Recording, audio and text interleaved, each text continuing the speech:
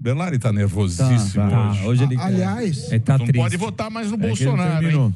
Bolsonaro já 8 anos, Dedê. Duas Copas. Duas comunista.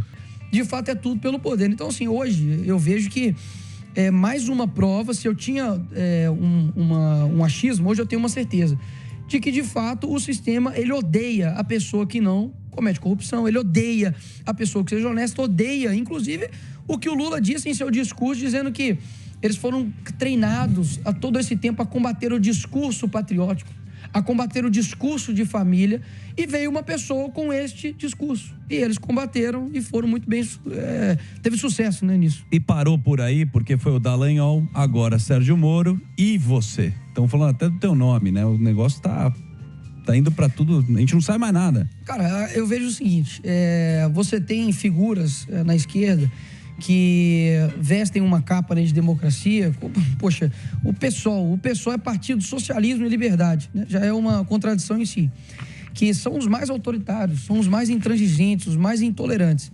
E quando você olha hoje o cenário que nós estamos, infelizmente o Olavo, ele, felizmente, né, estava certo, não queria. Mas ele disse o seguinte, olha, se a direita não tomar uma posição firme, a direita só vai sobrar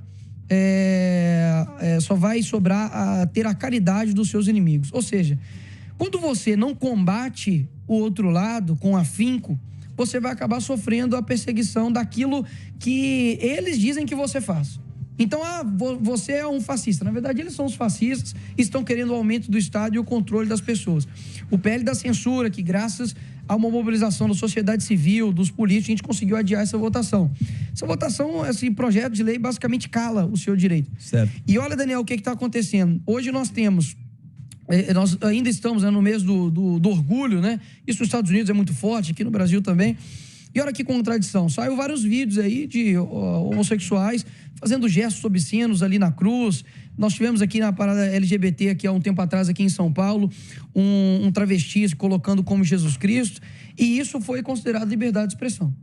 Isso. Agora, se você ataca um ministro do Supremo, você vai preso. E eu digo atacar no sentido de criticar. Então, um homem que morreu, ressuscitou e dividiu o mundo antes e depois dele, e que pelo menos por 1 bilhão de pessoas é considerado Deus, atacá-lo é liberdade de expressão. Você dizer que duvidar, tá, das urnas eletrônicas, isso é antidemocrático, você deve pagar multa e ser cerceado do seu direito de dúvida. Isso não pode ser considerado uma democracia. O primeiro presidente a ficar inelegível não sendo por corrupção. Tô correto? Sim. E eu falo a respeito do caso Dallagnol, né?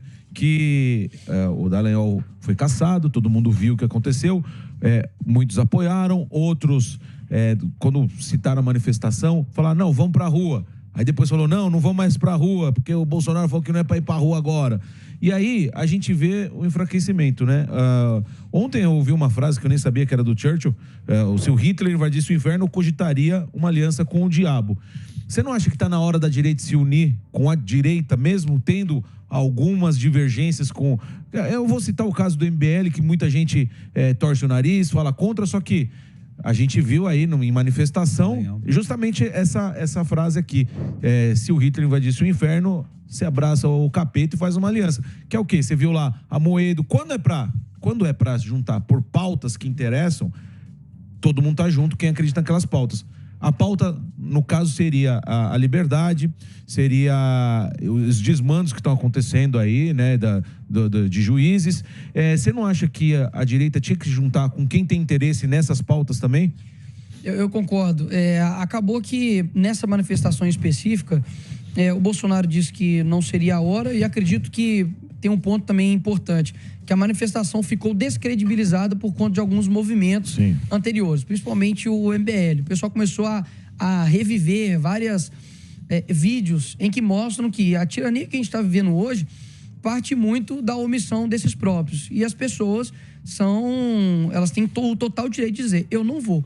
Então, acho que perdeu movimentação por conta disso também. E o Bolsonaro, sendo um líder, e o que os deputados também escutam, a gente lá escuta, fica em um tom ruim você simplesmente quebrar essa autoridade, né, que ele tem nesse sentido, de olha, não é a hora de ir pra rua. Agora, Com relação às estratégias, você diz, por exemplo, não está na hora da gente, né, se unir, ir para cima, etc. Depende dessa união, tá? Eu não me misturo com o MBL. Eu não me misturo com pessoas que fizeram uma campanha para voto nulo. E quando você não combate o mal, o mínimo que você está fazendo, você não denuncia o mal, o mínimo que você está fazendo é não combatê-lo. E o que eu acho? Muitos têm umas estratégias dentro da direita no seguinte sentido, Emílio, vamos segurar um pouco agora, o sistema está complicado e eu concordo com isso, tá? Eu concordo que realmente as coisas estão muito diferentes. O Bolsonaro antigamente colocava uma plaquinha lá, vai queimar a tua não sei o quê, e não dava nada. Hoje a coisa está diferente. Eu chego e falo que o homem não pode entrar dentro do banheiro de mulher, é considerado transfobia, pô. Se você negar que existem mais de 2 gêneros, você é considerado um homofóbico. E a estratégia dessas pessoas é dar uma recuada. Vamos segurar. Eu discordo disso, tá? Eu acho que numa democracia os instrumentos democráticos funcionam. A CPMI, por exemplo, é um instrumento da minoria. Só que a maioria sequestrou. Sim. E não aprovou requerimentos da oposição, sim, que foi o autor da abertura dessa CPMI. Ou seja, os instrumentos democráticos não funcionam numa tirania. O que eu quero dizer? Para pegarem armas e fazer uma revolução, etc e tal? Não. O que eu estou querendo dizer é que se nós não tivermos coragem de enfrentar, e eu sei que haverá sacrifícios, retaliações e marcas, e vão ter pessoas que vão sofrer por isso, eu acho que a gente nunca vai conseguir no próximo nível. Querendo ou não, o Lula foi preso. Sim. Querendo ou não, ele perdeu 2 ou 3 eleições e persistiu. E a gente sabe que o sistema está com ele, nós não temos. Exatamente. Mas, poxa, será que essa coragem não está sendo necessária ter aqui na gente? Será que não é preciso a gente ir até os últimos momentos? Porque na história, você vê que homens fizeram grandes coisas, mas tiveram sacrifícios. Quando eu digo a respeito do meu mandato, a respeito da minha própria vida, da minha privacidade, eu não estou buscando o martírio. Isso seria antinatural da minha parte. Sim.